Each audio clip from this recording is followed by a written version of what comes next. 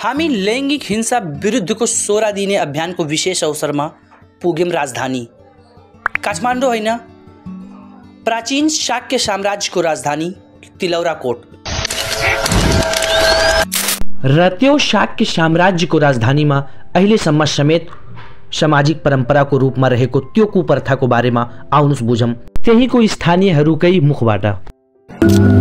समाजको त्यही परम्परा हजुरको नाम के हो? जगदीश प्रसाद पांडे। जगदीश प्रसाद, के दहेज माग्ने सोचमा हुनुहुन्छ त? मेरो नाम रामधारी गुप्ता।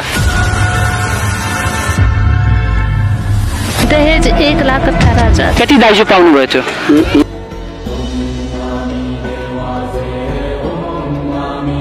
हजुरको नाम के हो? जगदीश प्रसाद पांडे। जगदीश प्रसाद पांडे।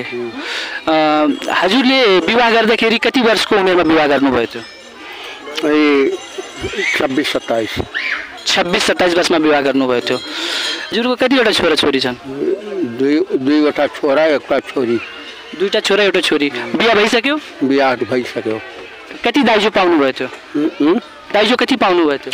म त दाइजो कहाँ पाएँ। नपाएको कि नमागेको? नमागेको। किन माग्नु भएन? यतातिर कपिल वस्तुतिर त दाइजो बिनाको विवाह हुँदैन भन्छन् त। अरे त आजको चलन हो न, यो त पुरानो चलन हो। पुरानोमा त माग्दैन थियो। दाइजो लिनु दिनु गलत हो। गलत हो। यो कानुन बमोजिम दण्ड सजाय हुन्छ है? सजाय हुन्छ। हजुरको नाम? मेरो नाम महेश चाई। महेश चाई। तपाईको बिहे भइसकेछ सर? भयो छैन सर।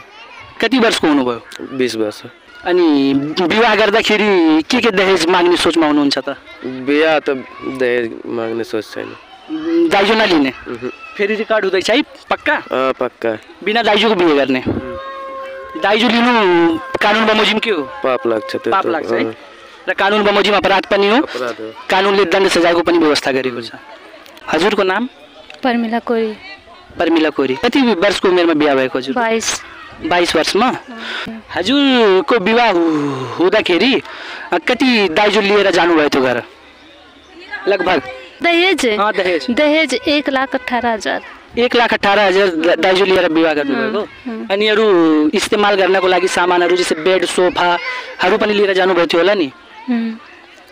कुलर, फ्रिज, बेड, दराज, सिंगारदानी और कुलर, फ्रिज, बेड, दराज, टेबल सबै त्यसको छ। मतलब आवश्यक पर्ने एउटा घरको लागि चाहिने जति सामान, ग्यासहरू सबै लिएर।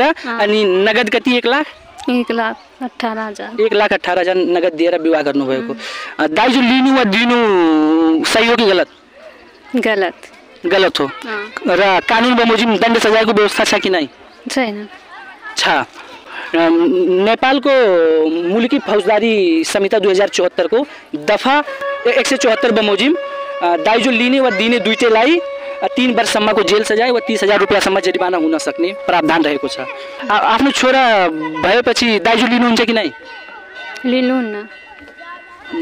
जस्तै छोरा भइसकेपछि छोराको विवाह गर्दाखेरि दाइजो माग्नुहुन्छ कि नै? माग्दैन। त्यस्तो माग्नुभयो भने दण्ड सजाय पनि हुन्छ। दिदी बहिनी हुनुहुन्छ अझै? अनि बहिनीको विवाह अहिले पढ्थ्यो। अहिले पढ्दैछिन्। अनि पढिसकेपछि पनि विवाह गर्दा त दाइजो दिने होला नि? किन दिनुहुन्छ दाइजो? अब समाजको त्यही परम्परा समाजको परम्परा त्यही छ। बिना दाइजोको विवाह हुँदैन। यता कपिल वस्तुतिर यही चलन छ कि बिना दाइजोको विवाह हुँदैन। अब एउटा बुवाले आफ्नो छोरीलाई हुर्काएर त्यो ठुलो बनाइसकेपछि विवाह गर्ने बेलामा पनि यदि रुपियाँ दिनुपर्छ भनेर सोचेर छोरी तपाईँको छोरी भयो भने तपाईँले कस्तो लाग्छ?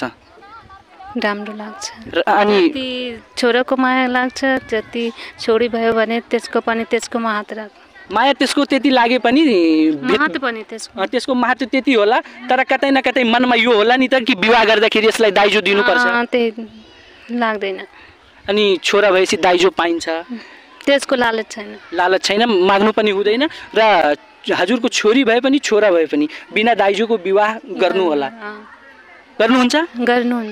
अनि समाजको जुन परम्परा छ त्यो अब 18-20 वर्ष पछि त त्यो सबै हट्छ होला हट्छ होला। जस्तै कोही दाइजो लिएको छ अनि उसमाथि कारवाही भयो 3 वर्षसम्म जेल सजाय भयो भने दाइजो प्रथा कम हुन्छ होला हुन्छ कि हुँदैन हुन्छ हुन्छ मतलब कानुनी कारवाही नभएको हुनाले दाइजो बढी भएको